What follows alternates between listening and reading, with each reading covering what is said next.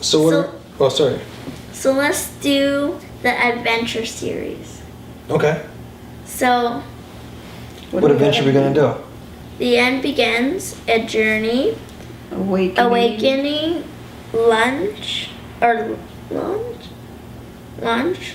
Live forever. No authority. On guard. The harvest. Ooh, live forever sounds kind of cool. You want to try that one? You want to? I'm down. Okay, let's do live forever. Okay, we gotta put our mask on first. Okay. You ready?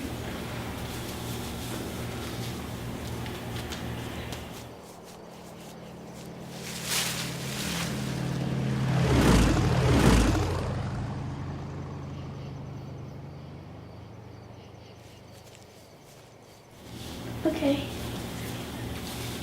How did you like it? All right. It was crazy. What'd you think? It was fun. I liked it. I liked it. What did you think? What'd you take from that? Well, I didn't really think of a story, but I thought of like a movie scene. Okay. A movie scene? What What was did you- going on in the movie scene? At the beginning, someone was in the woods and they heard a airplane passing by, but they started walking towards where it was, and they saw a bunch of dogs like barking and barking and barking, and then they saw this big giant thing that was coming down and chomping all the dogs up, so like taking them from the ground and going shh, shh, shh.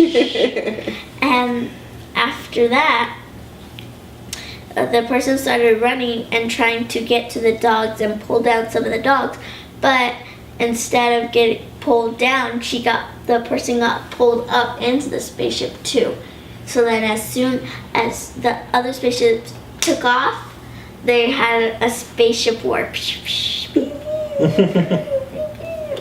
That is crazy.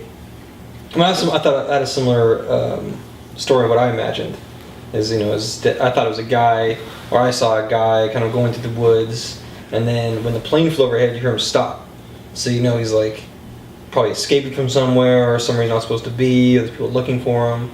And then I heard a car drive past, and then he kind of does stumble upon like some dogs behind some fences that are like barking and behind cages. And I thought he was like digging. I thought he was like trying to dig his way maybe under a wall or dig his way out from somewhere. And then it just got real with the spaceships. They just started firing, and I was like, oh, maybe he has a laser gun and he's firing back, and I don't know. What did you think? I totally thought it was something totally different. I was thinking of war.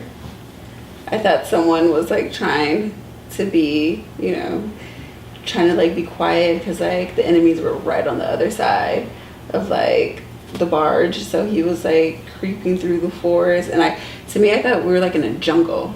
But then right when I started hearing dog sounds, I was like, whoa, like maybe it's kind of like Blade Runner, where it's like in a supernatural space world that's created on Earth, and people were like fighting. And once the spaceships came, I was like, oh, I was right. It was the alien trying to attack like humankind, and we were fighting for survival.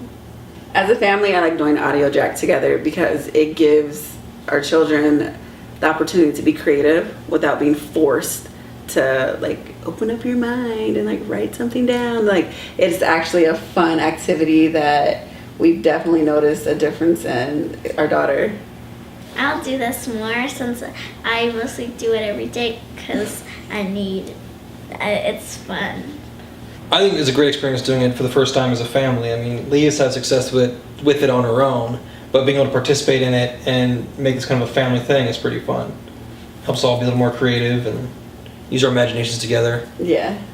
Yeah, I think one of the difficulties with trying to do activities together, parent-child, is like there's not much that you can do together that you both would enjoy.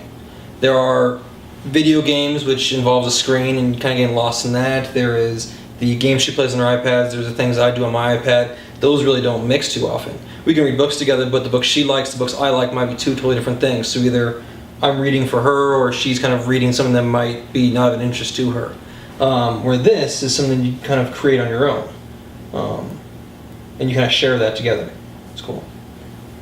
Yeah. I like it because you don't always have to do one thing. You don't have to be stuck on a problem where you can't go to a different one. It's just that one.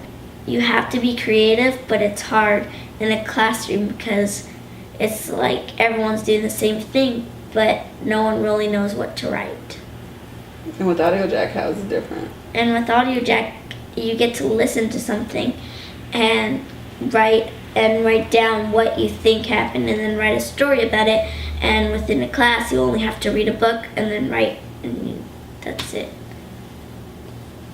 For me, with Audiojack, I feel like it's given her a little bit more confidence into being creative, whereas like she's not afraid to make mistakes because there's no right or wrong answer. You know, she's making up her own stories and she's the author of that story. So I've been really impressed. I mean, we've struggled with her, like Ian has said, like just to get her to write 5-sentence paragraphs, it was impossible. And now she's writing 1.5 to 2 page stories on her own, which is amazing.